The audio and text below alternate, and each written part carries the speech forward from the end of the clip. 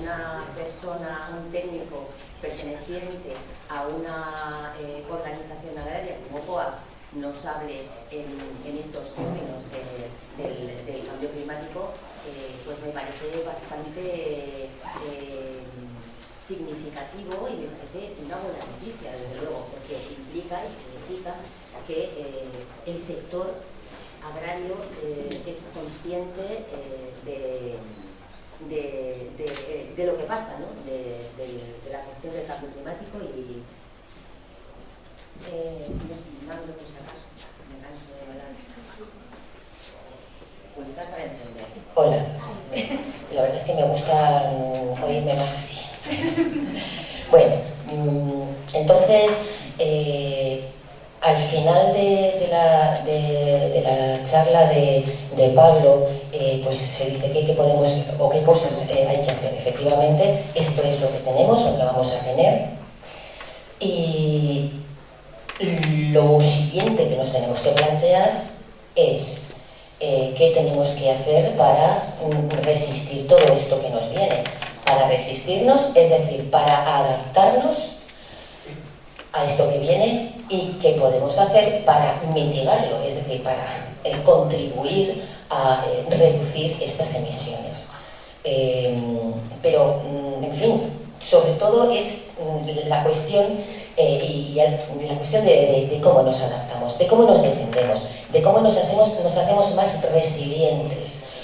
Y Ana, antes, la representante de la finca, de la Pontezuela, nos decía que para ella, bueno, hay muchos factores importantes, por supuesto, pero para ella lo básico y lo prioritario es el suelo.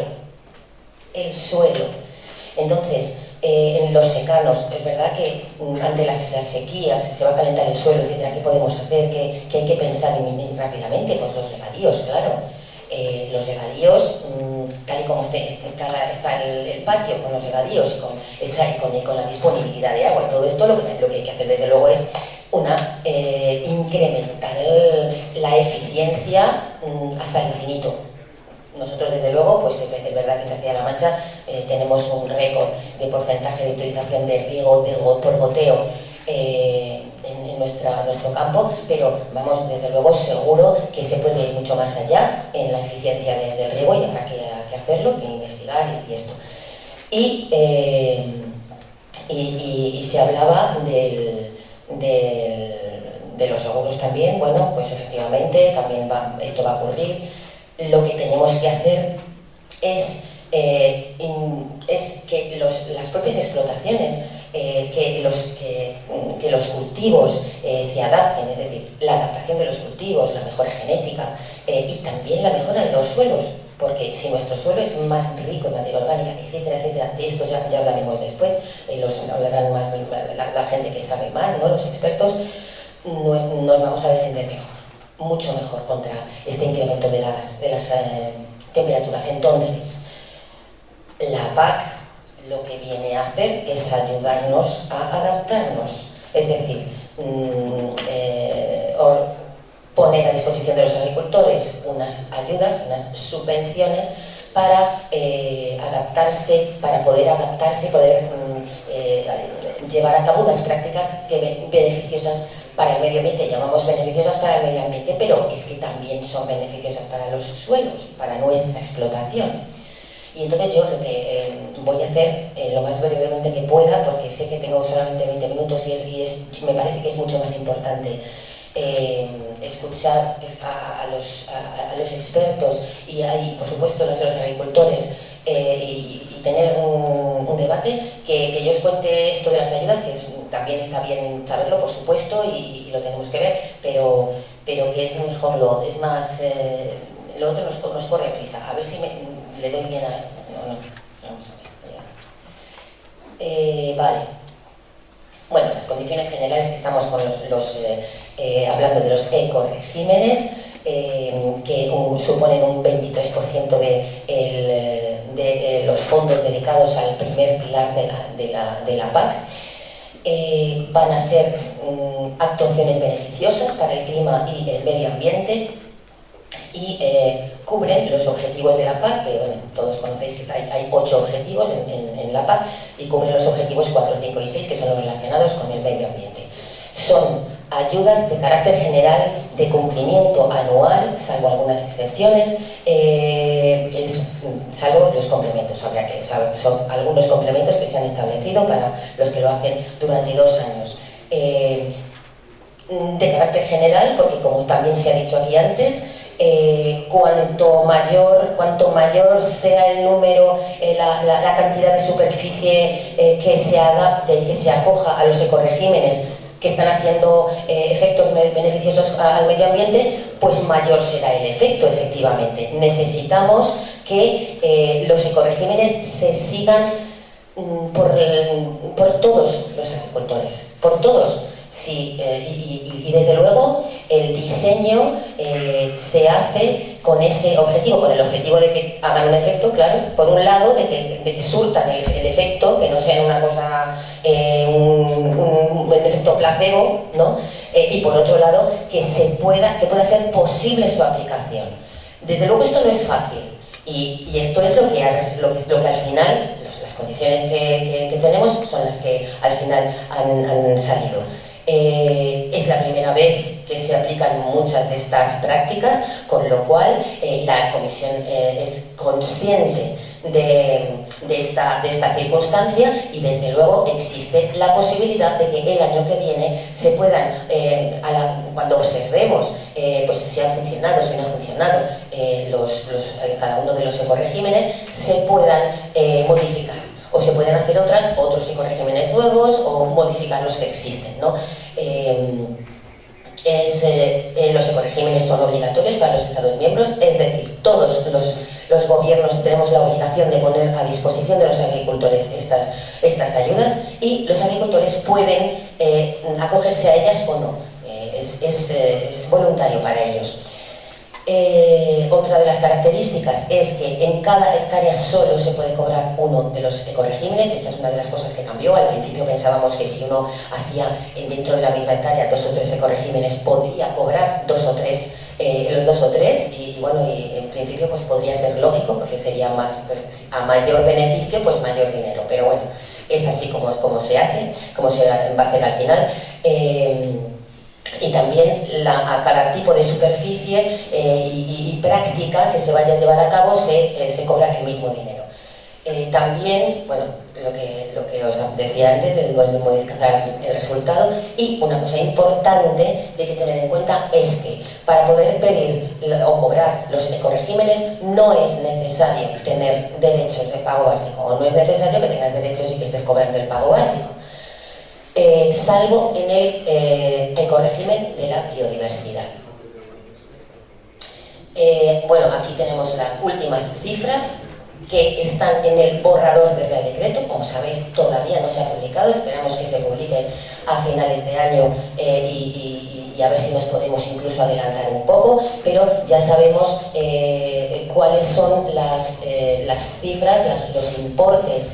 Ojo, los importes planificados que se van a cobrar en cada una de las prácticas, que está ahí. No lo voy a repetir porque sería podríamos perder el tiempo. Y el umbral de degresividad, que hay que tener en cuenta que la degresividad se aplicaría solo si hubiera falta de dinero, porque cada ecorégimen va a tener un dinero, unos fondos adjudicados cada año. Entonces, la degresividad que se aplica a partir de las superficies que estáis viendo ahí en la última columna, no siempre tiene por qué aplicarse. Vemos aquí, y además es importante tener esto en cuenta, que los ecoregímenes no son voy a hacer esto porque el capricho de la Comisión Europea para cobrar la subvención y ya está. No. Tienen unos beneficios al medio ambiente, y son estos. Ahí tenemos 2 tipos de ecoregímenes, los de la práctica 1, 4, 6 y 7, que son la de los pastos, el pastoreo, la siembra directa, y los 2 de los cultivos leñosos, las cubiertas, tienen efectos beneficiosos para la agricultura de carbono, es la agricultura de carbono, y luego los de la siega de pastos, la rotación y la biodiversidad están en el ecorégimen de la agroecología. ¿Qué beneficios tienen este primer grupo de la agricultura de carbono? Pues mejorar la estructura de los suelos, reducir la erosión y la desertificación, aumentar el contenido en carbono de los mismos y reducir las emisiones de gases. En la agroecología pues favorece la biodiversidad asociada a los espacios agrarios y favorece los paisajes y la conservación y la calidad de los recursos naturales, agua y suelo. Esto también, espero que hoy también hablemos sobre por qué es bueno esto también para nosotros y para nuestra resiliencia, la resiliencia de nuestras tierras. Bueno, empezamos con la práctica 5, es decir, el ecoesquema de los espacios de biodiversidad que se pueden aplicar en tierras de cultivo y en cultivos permanentes. Su efecto es aportar espacios de biodiversidad como refugios y alimentos para las aves y los insectos, pues polinizadores, la conservación de recursos naturales. Permite el desarrollo de los enemigos naturales, también de las plagas. Se podrá solicitar en la parte de la explotación que uno quiera, no es necesario pedir en toda la explotación o en toda tu parte o en toda tu explotación de cultivos herbáceos o toda la parte de cultivos leñosos de tu explotación, sino que tú puedes solicitarlo en la superficie que tú quieras, la parte que quieras. Y es necesario ser agricultor activo para acogerse, y estos porcentajes que tenéis aquí no les hagáis caso, porque lo que tenéis que ver aquí es que en secano la superficie de lo que tú solicitas que tiene que tener los elementos y áreas no productivas sería en secano el 7% y en regadío el 4%.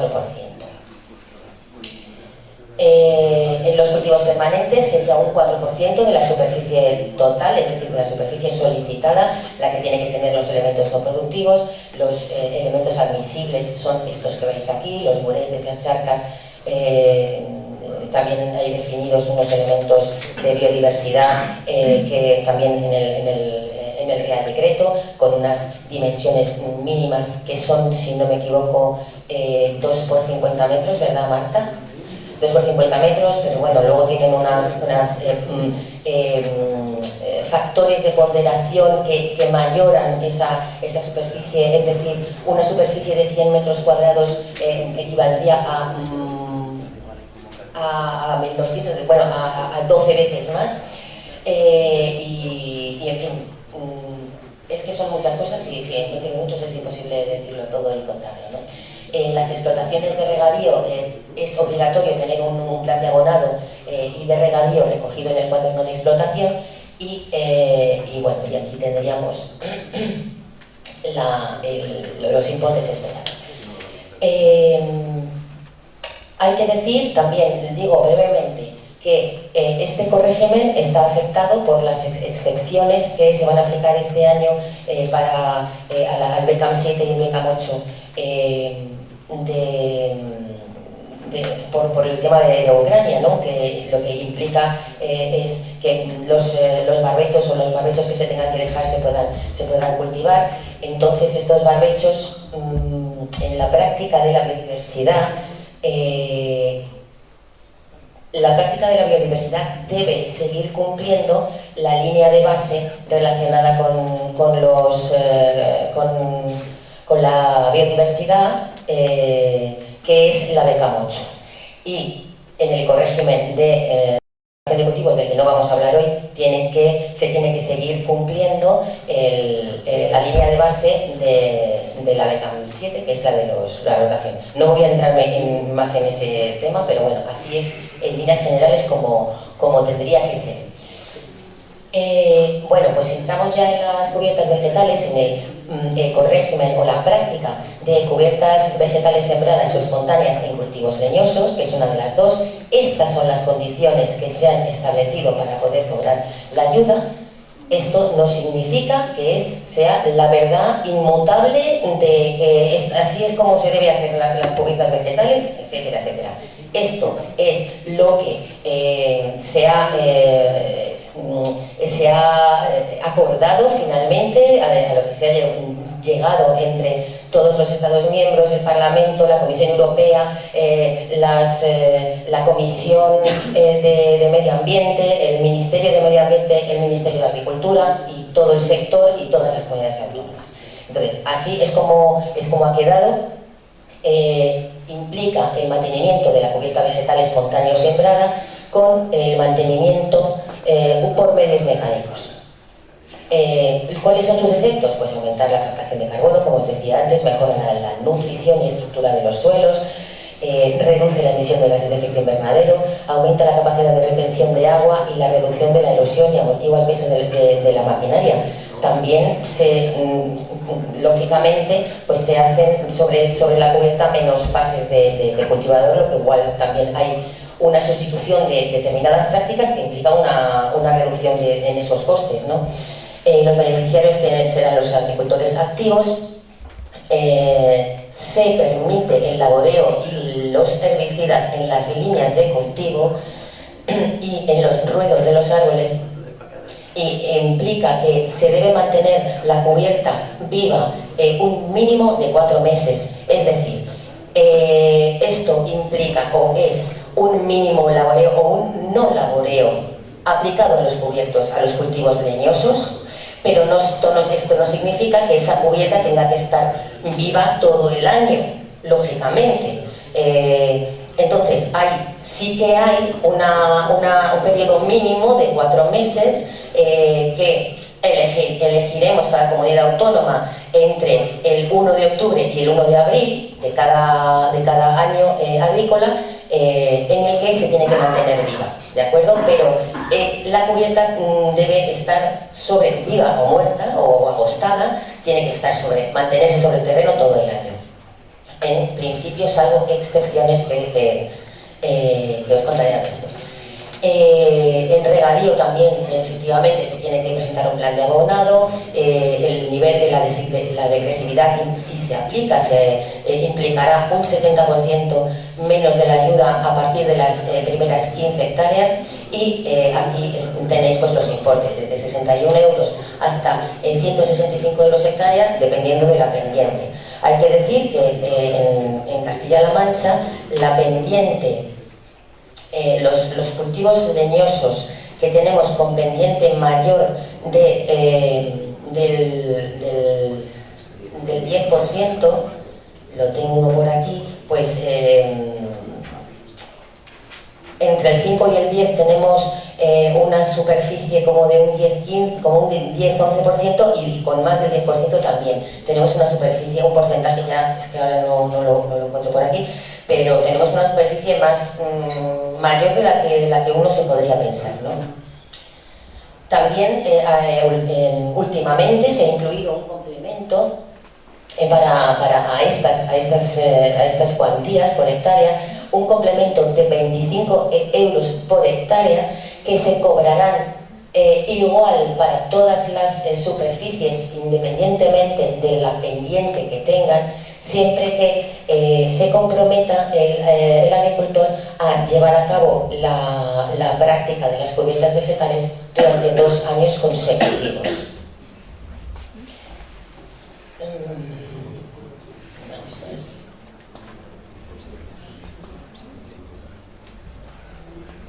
No quiere avanzar. A ver, ahora. Bueno, esta es una foto de un ejemplo de un viñedo, una espaldera con una cubierta vegetal.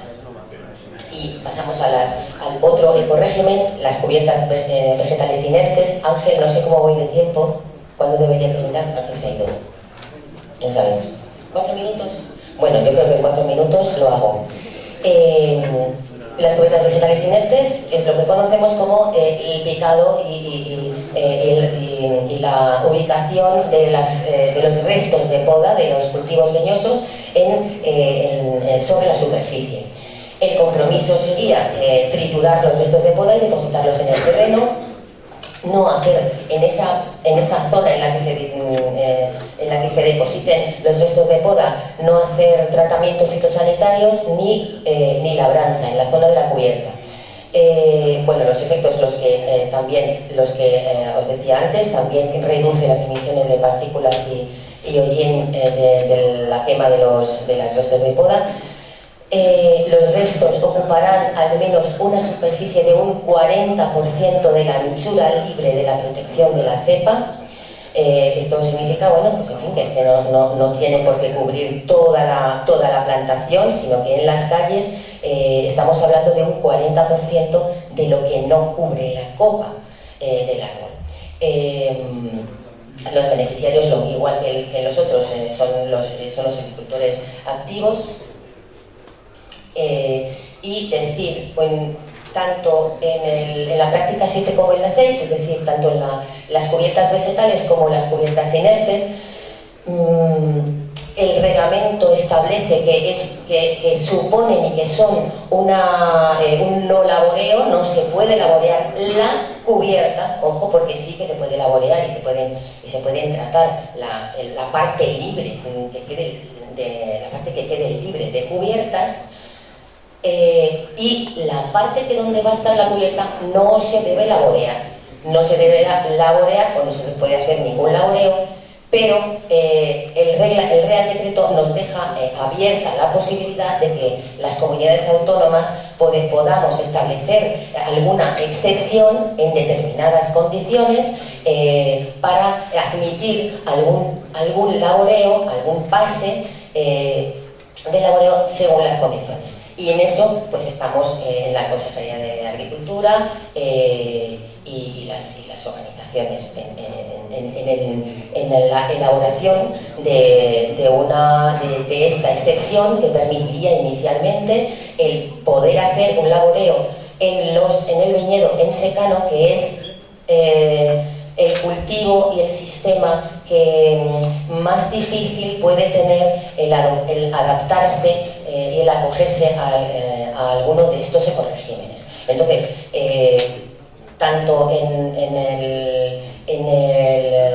el ecorégimen, en la práctica de las cubiertas vegetales como en las cubiertas inertes, tenemos la oportunidad de aplicar una excepción en los casos que tenemos, en los que tengamos más dificultades. Cruz, una pregunta rápida. ¿Cómo se compaginaría estos ecoregímenes con una agricultura ecológica para todos aquellos agricultores que ya tienen esa agricultura ecológica? Bueno, pues los que tienen agricultura ecológica, ¿quieres decir que si pueden solicitarla? Si hay alguna posibilidad de compaginar esa agricultura que coincida, yo creo que puede coincidir perfectamente, o sea que se puede tener una agricultura ecológica y aplicar lo que, si aplicas o lo que, si tú lo haces, aunque lo estuvieses haciendo antes, si tú cumples estas condiciones, cobras el ecorégimen. Pero es la primera vez que me preguntan esto, también te lo digo. O sea que, bueno, pues nada más, ya está. ¿Alguna pregunta? Sí. Si no tengo mal entendido, el pistacho no está leñoso. No, sí, el pistacho es un leñoso. Pero sin embargo, la definición que hay en la PAC no figura como tal. No, en las ayudas. En principio pregunto, Sí. ¿estaría acogido a este plan de incentivo? Claro, porque una cosa son los ecoregímenes y otra cosa son las ayudas asociadas. ¿Vale? En las ayudas asociadas no estaría el pistacho, la ayuda asociada para los cultivos de cáscara. Pero para los ecoregímenes sí, en los ecoregímenes, estos ecoregímenes de los que estamos hablando, se aplican todos los cultivos leñosos. Todos los cultivos leñosos, ¿vale? Y incluso está tan abierto que no es necesario tener ni siquiera derechos de pago básico y estar cobrando el pago básico. Tú puedes no cobrar pago básico, no ser un agricultor que haga su declaración de la PAC y que solicite la PAC todos los años, pero sí que puedes beneficiarte de los ecoregímenes.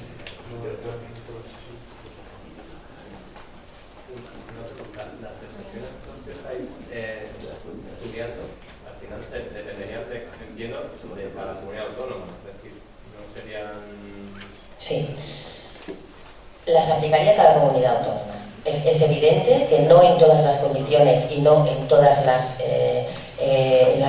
no ocurre lo mismo con un viñedo en secano en la parte meridional que en la septentrional de España y claro, y los sistemas de cultivo y las necesidades de los cultivos son muy diferentes, con lo cual, bueno, pues tenemos esa flexibilización, esa posibilidad de flexibilizar para que el viñedo, sobre todo el viñedo en secano, se pueda adaptar y pueda también acogerse, porque también tiene derecho, es decir, derecho y necesidad de adaptarse también al cambio climático y de mejorar su suelo de la manera que pueda hacerse.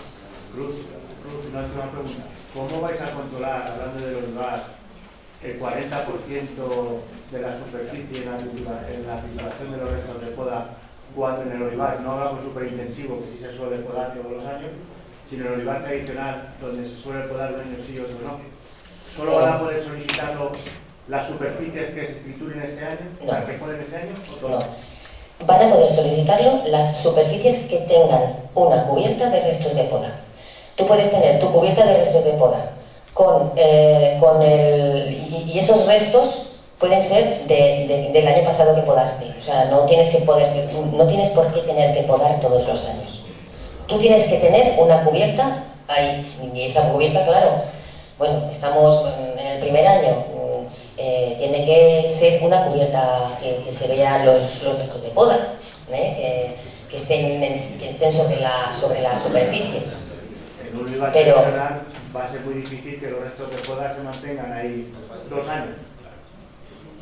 pues Triturados. ¿cómo? Bueno, triturados y sin hacer labores encima. ¿Vas a estar 2 años sin hacer labor? Hombre, claro. Pues sí, es que de eso se trata. De eso se trata.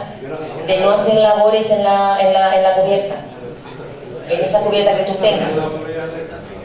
De eso se trata, de no laborear, de laborear en la otra parte, de laborear en la línea, en las líneas donde están los árboles y en la parte y en el otro 60% que está, que no tienes por qué, en el que no tienes que tener esa cubierta. Esas partes las puedes laborear y las puedes tratar, pero en la cubierta, donde está la cubierta vegetal, que por supuesto habrá que ser flexibles porque habrá cubiertas o habrá parcelas y sistemas de cultivo y que puedan y que tengan mucha cantidad de restos de poda y otras que tengan menos cantidad de restos de poda. No todos van a ser igual. La imagen no se correspondería a la ayuda, porque ahí sí que han labrado no hay una cubierta permanente que se mantenga. Bueno, aquí hay unos restos de poda, Pero sí, claramente, ahí están. Y bueno, en fin, a lo mejor, claro, pues tenía que haber puesto otra foto que fuera mucho más bonita y mucho más clara. Pero vamos, que lo que ahí he querido mostrar, lo que ahí se ve es que hay entre calles, o entre dos calles, a lo mejor todavía, es que las calles del fondo todavía no están, ¿sabes? No están hechas o echadas los restos de poda, pero aquí hay unos restos de poda y se ve que son, aunque sean pequeños, es decir, es que tampoco queremos que, ni tiene por qué ser una capa, no sé, así de gorda, ¿eh? Sí, el problema es labrar. Pero estaríamos hablando de que los restos de poda tendrían que estar en un 40% de la superficie que podría... Vamos a ver, como mínimo. O sea, tú puedes tener los restos de poda en toda la superficie que quieras, pero como mínimo tendría que ser esa distancia. ¿Vale? Que muchas veces, pues efectivamente, para poder hacer los controles y para poder establecer lo que el sí y el no, lo que tiene derecho a las ayudas y lo que no tiene derecho a las ayudas, pues hay que poner una distancia. ¿Qué le vamos a hacer? Como nos pasa como siempre, con que es que yo saca un 4,9, apruebe el profesor, pues yo qué sé, pues se ha establecido el 40% de esta parte, ¿no? de la proyección de la copa. Entonces, bueno, pues yo qué sé, me parece a mí que, no sé, está bien, ¿eh? Un 40% solo, no sé. ¿Podrían ser calles alternas? No. Aunque tú tengas ese porcentaje del 40 en una calle más ancha. Va a salir hierba también en los restos de poda. Sí, saldrá hierba. Para tener cubierta vegetal, eso es lo Pues será una combinación de los dos ecologistas. Desde el punto de vista de beneficio del suelo, eso es lo que más te interesa. Dejas esa cubierta por los años, al final lo que estás haciendo no labrar y te va a salir una cubierta natural que va a ser más beneficiosa. Entonces, esa mezcla de la cubierta vegetal y el resto del mundo. Es que es verdad que estamos hablando de una práctica que implica un compromiso y un equilibrio ahí entre enriquecer el suelo más otras cuestiones, o sea, reducir la emisión de gases de efecto invernadero y tal, pero también proteger el suelo, enriquecerlo, para que es una cosa cuyo beneficio se va a notar siguiente, sino que tarda determinado tiempo en verse esos beneficios. Y mientras tanto, pues sí, jugamos ahí con que efectivamente puede ocurrir, y por eso precisamente se ha reducido la medición, la medida de la cubierta vegetal, para que se puedan hacer las labores cerca de los árboles, cerca de los pies, de manera que se puedan defender mejor de las malas hierbas.